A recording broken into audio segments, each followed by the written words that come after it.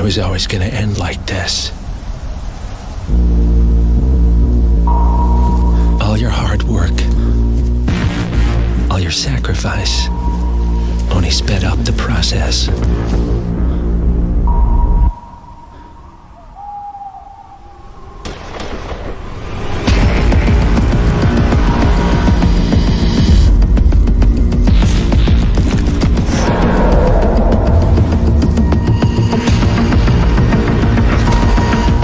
And now, you find yourself alone.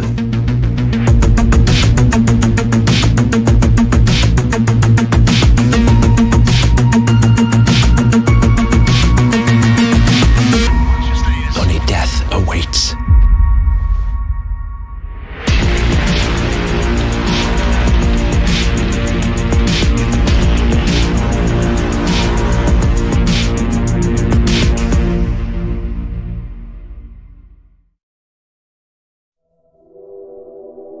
Hacker Nabrak here from IO Interactive.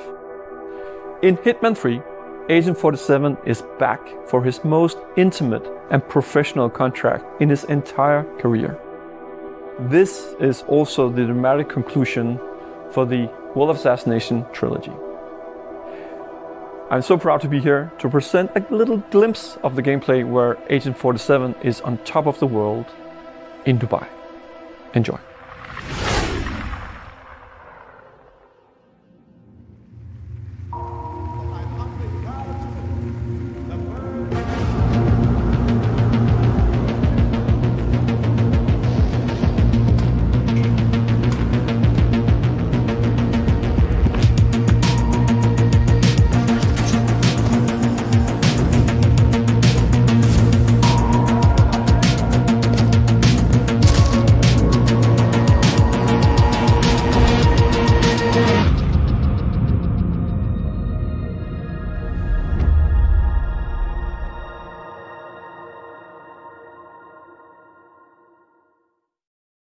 Peggy 18. The first time I put the headset on, immediately we knew that, okay, we're onto something quite spectacular here.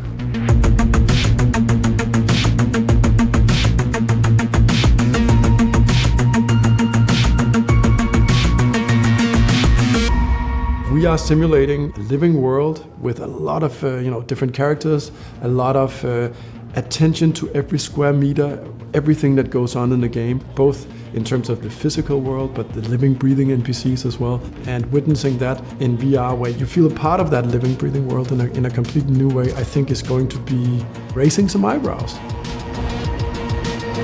Hitman for VR is absolutely phenomenal because it's not a linear game. It's never been. It's a sandbox, and that means that so much weird stuff can happen, and it just feels way more powerful now. The thing that's been happening a lot for me is that I just go in and then I feel like I'm in this place and I'm just going with the flow because I'm just listening and following whatever is happening, whatever looks interesting. You get very easily distracted, like, what were they saying? And then you're following that. That's when you realize, wow, this is a completely new experience. One of the first things that really made me realize the difference is that rather than just sort of pressing a button to melee someone, that you can actually pick up a crowbar and swing it like free. You can sort of like wave it around a bit and then hit them with it, and they will react accordingly. In VR, you're in there, you are Agent 47. You actually look your targets in the eyes, you are listening to all the small conversations. It all makes sense.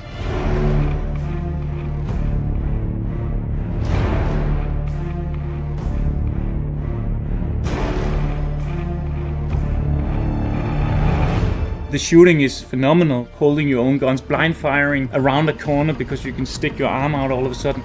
Also the vegetation in the game, when you go down there, you're in this rubbery and they can't see you, but you have a hard time seeing them as well, and suddenly they're on top of you where you're just looking up at their faces, having to deal with them from that position, which is really, really powerful.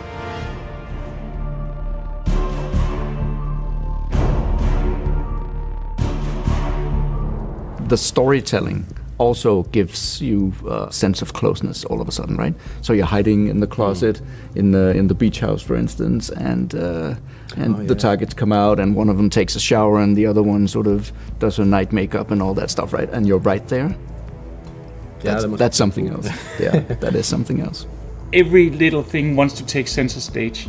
Whereas before in the third-person game, maybe you got a little distracted from something else, but now you can't escape them anymore. They're right in your face. And I found myself traversing the levels slower, just taking everything in because it's so dense with detail. Traveling the world in 20 plus locations and having all these intricate, things, setups and objectives, and just the fact that being a psychologist or yoga teacher and all the different crazy stories in our games, and taking all these crazy disguises and how the world reacts to you. Somebody comes to, hey, so you're a sheik or you're a general, and all that theater that goes on is just absolutely amazing and special.